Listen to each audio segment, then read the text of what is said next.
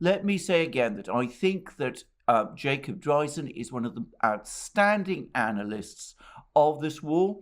He has provided acute and brilliant and insightful analysis of it, and he's somebody that I have learned an awful lot from about the progress of military operations. He seems to have an extraordinary ability to assimilate and analyze and explain the situation in Ukraine. He has a military background, having served in the US Army. In a previous video, I said that he'd served in the US Marine Corps. He has corrected me. It was, in fact, the US Army, just to confirm that. And as I have also said in previous programs, he is, in my opinion, far and away the best analyst of the photographic and video evidence coming out of this war, which has been pouring out of this war, amongst any one of the analysts that I have read and seen. So here we have these programs by Jacob Dreizin. You will learn a lot from them, I hope, as I have done. And can I just again say thank you to him for allowing us to repost his videos, which he has done so generously. So the original Russia's original plan was evidently to go into the Ukraine very quickly, advance very quickly on all fronts, right? Coming in everywhere except the West, obviously, right? So coming in from the north, from Belarus, they're coming in from the northeast in the direction of Kharkov and Sumy, and coming in from the south from Crimea, and then heading north into towards Kherson and Nikolaev, and then east towards Mariupol. So they're really, and of course, then advancing the Donbass as well. So they were really coming from most directions and moving very quickly. And the intent was to advance as fast as possible, get to Kiev. And just hope that the Ukrainian government gets really, really intimidated and basically collapses, and that some sane forces in the Ukrainian state, and oligarchs, business interests, whatever, people with property in Russia, that they would sort of force Zelensky to come to his senses and strike a deal and give the Russians what they want. And that did not happen. Clearly, there was some disintegration of the Ukrainian army, particularly in the southern direction, in Kherson and Zaporozhye provinces. The Ukrainian army there simply disintegrated. They just dropped their equipment and ran away by the thousands and thousands. But the other fronts, for the most part, they did not come apart like they did in the south. And so what happened was the Russians were advancing very quickly. And in fact, they moved from the border near Sumy in the northeast to west to Kiev, into the eastern outskirts of Kiev. And it's about 340 miles. And they covered that distance in something like 10 days. I mean, it was just an incredible rate of advance. Now, I know that a lot of you folks think, hey, I could drive 340 miles in a day, right? Well, not if, there's people potentially shooting at you and you can't get ahead of your air defense and so forth, right? An advance of 30 kilometers a day is considered, just amazing. And they did that, day in and day out, and got to the point where they were at least notionally holding a lot of territory. If you remember seeing the maps, from the first days and weeks of the war, and the Russians supposedly had this very large chunk of land that was in northeast Ukraine, and something like the size of New York State or Pennsylvania. It was just a very large piece of land.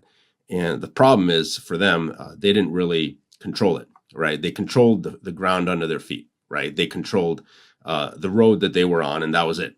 They did not have the manpower because they were spread out all over the place. And they did not have the manpower to secure their rear, or to secure cities that they passed or towns that they passed. And so they left very considerable Ukrainian forces behind them, and just kind of put up some checkpoints and try to make it difficult for those forces to, to move around and to leave the towns that they were hiding in. But otherwise, they didn't really control much territory at all. And mostly that presence in northeast Ukraine that looked like it was the size of New York State really, they basically controlled one road going from about the Russian border to Kiev, about 340 or 350 miles, and didn't really control a hell of a lot more than that.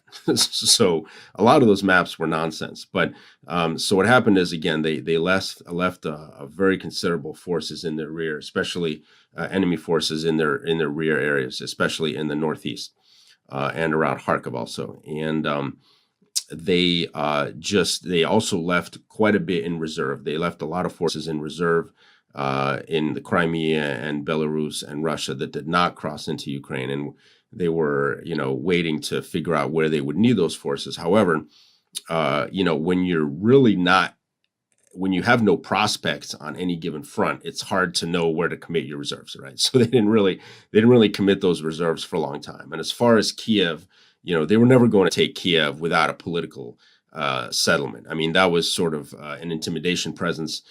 It was not that they were, going to go into the city of millions of people and just, blow it up and have, take it like Berlin 1945. I mean, it's just completely ridiculous. That was not the intent.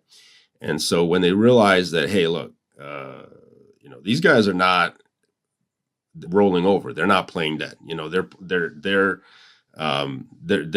playing, the long game and basically, following the instructions from Uncle Sam that just keep fighting and we'll support you all the way.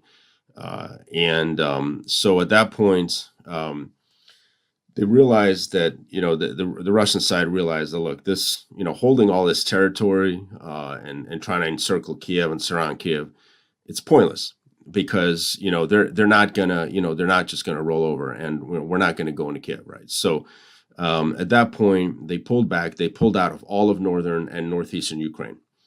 And this was from the end of March, right?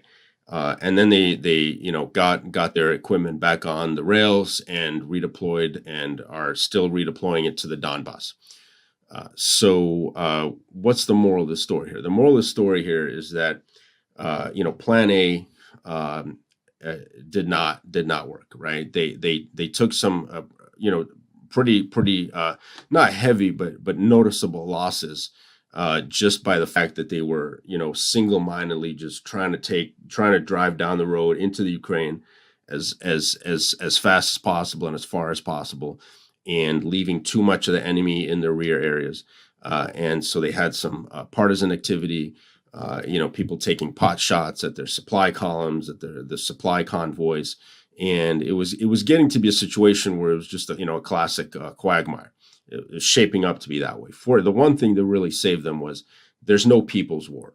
The great mass of the population is sitting it out, right? People are not, there's the Ukrainian army, there's some militias, but the mass of the people is not, rising up and trying to block the roads or whatever. That never happened. So that kind of, saved the day for Russia. But basically, Plan B is they redeployed.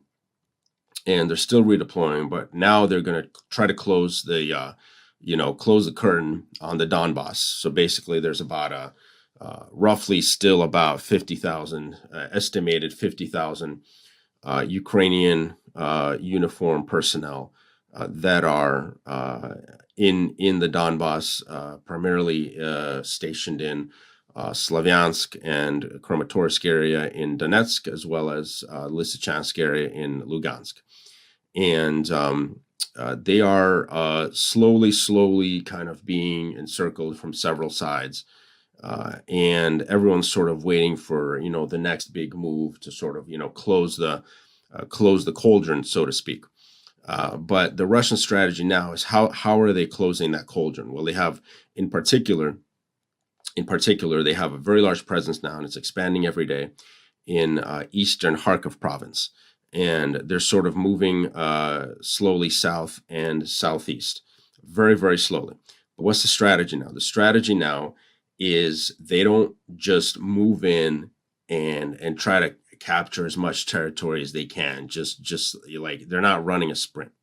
Okay, what they're doing now is they are drawing in the enemy and essentially trying to annihilate the Ukrainian forces that are standing against them with artillery, rocket artillery, tube artillery, airstrikes, missile strikes, special forces raids, so that when they do advance that extra kilometer, right, or take that next village, that the Ukraine forces are not there anymore because they're dead, or they permanently just pull back in a disorganized retreat, right? So it's a very systematic approach where now the Ukrainians, particularly in the area of Izium, and they're sending in, they're desperately sending in various units and pieces of units and reservists and draftees and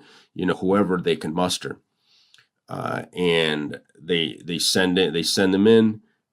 These forces get chewed up by Russia, Russian artillery, Russian special forces, operating at night to identify and lays the targets and so forth, and then they kill however many, in some cases hundreds of Ukrainians within the space of a few days. And then, the Ukraine just keeps sending more and more in because they have to close that. They have to close that gap. They've got to keep the Russians from advancing and to close off the Donbass. But it's very slow and methodical. What they're doing now is they're really chewing through the Ukrainian human strength, right? So instead of quickly taking territory, they're trying to grind down the Ukrainian human strength, the organizational strength, just wipe out these, company by company, battalion by battalion, wipe out these Ukrainian forces that are being sent in against them. And then at some point, they will attrite and degrade the enemy to such an extent that then they can send in the armored spearhead, and no one's really going to be resisting it. It's just a mopping up operation. So that's the strategy now, right? Why not now that it's clear that the war's not going to be over today or tomorrow? Why hurry? Why hurry? So at some point, the Ukraine, the army's not that large, and at some point they're just going to run out of quality veteran personnel that they can keep sending at Russia. So until that happens, Russia's basically gonna kind of sit tight and sit pretty and just continue killing them. And the Ukrainians aren't really doing very good at this right now, because they are on the back foot. They're trying to desperately plug a number of holes with forces that in many cases are no longer first-rate forces. A lot of those have been degraded or they're sitting trapped in the Donbass, and they're increasingly desperate. An increasing proportion of the personnel that are being taken prisoner by Russia in the Izium front are draftees. I'm not saying it's necessarily the majority, but an increasing proportion are draftees that had maybe 3 days or a week of training and were just sent to the front. And you can see that the Russians are starting to degrade the quality of the Ukrainian forces in this area, degrade their numbers, and eventually Russia will make the big offensive, but there's just no hurry. They're gonna take the time and just wear the enemy out as much as possible. And we hear a lot about this going on, and again in eastern Kharkiv province near Izium, but it's also going on in the south near Gulyapolye, which is somewhat east of Nikolaev, and it's basically northern Zaporozhye province, where again the same strategy. They're just taking it very, very, very slow, using artillery, using rocket strikes, cruise missiles tactical ballistic missiles, special forces raids to throw the enemy into disarray, slowly but surely grind them down without risking, a premature offensive, basically. And so that sort of we've covered the southern and the northern sector. And at some point soon, they're going to have big armored spearheads that come out of the north and come out of the south, and they're going to meet in the middle and close off the Donbass, and it's guaranteed to happen. But until then, they're taking it slow and trying to literally just kill as many Ukrainians as they can. Now, when is it that they're going to have the big offensive? We don't know. It could be the way it's going. It could be some more weeks. I mean, a lot of people have predicted. I try to predict it. I thought it was going to be in April. Looks like I'm going to be wrong on that, probably.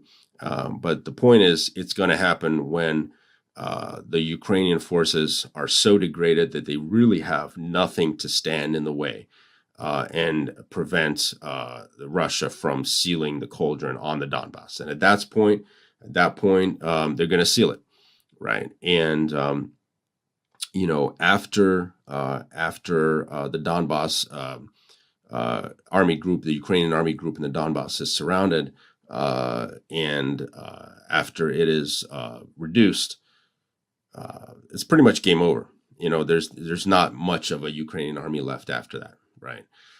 All this junk that Uncle Sam and the Europeans are trying to send over, whether it's artillery and this and that, it almost doesn't matter, because there's going to be no one really that's really trained and veteran that can use this stuff, right? So on top of that, Russia has now begun to attack the railroads, right? We don't know the exact picture, because now it is illegal. It is illegal if you're a Ukrainian citizen in the Ukraine. You can no longer take video footage of Russian airstrike damage because people were putting that on the internet, and it was very bad for morale, and it was also very good for Russia to figure out how much damage they're actually doing on the ground.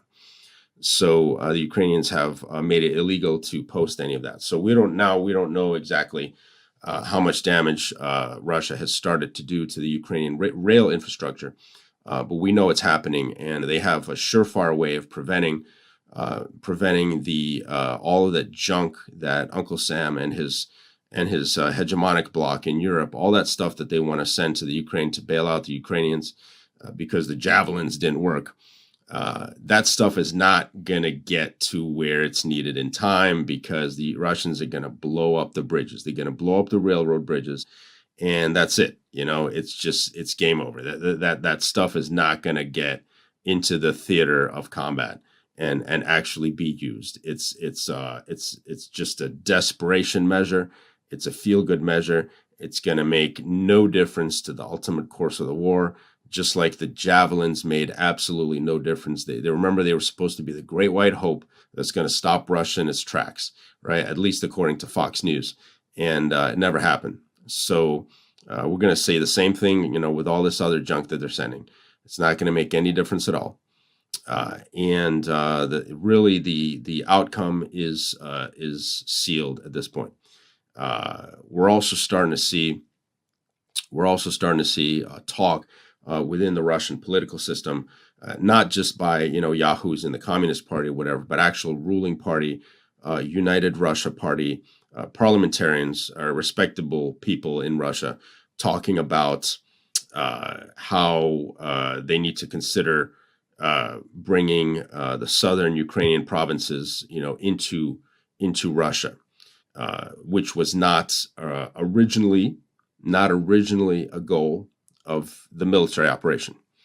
But the fact is, what happened was, Uncle Sam raised the stakes, Europe raised the stakes, Europe basically froze Russian reserves, 300 billion euros worth of Russian central bank reserves that were basically stolen.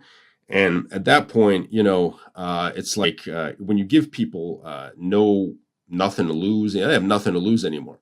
They might as well, they shed some blood to conquer parts of the Ukraine. They might as well hold on to them, indefinitely, because now it's like, again, they just have nothing to lose. They have no reason not to, and they're now putting up Russian flags in a lot of these southern Ukrainian towns and cities that are now under Russian control. They've taken down the Ukrainian flags. They're putting up Russian flags. That's a big symbol and a signal that they're going to stay. Okay, and what that means is the Ukraine is going to lose access to its Black Sea coast, and there's enormous mineral wealth, specifically oil and gas, that's offshore there that is not being tapped yet, probably enough for a century or more of gas for Europe alone. So there's massive benefit to keeping that part of Ukraine, and it's going to go to Russia again because they haven't they haven't really thought this through very well.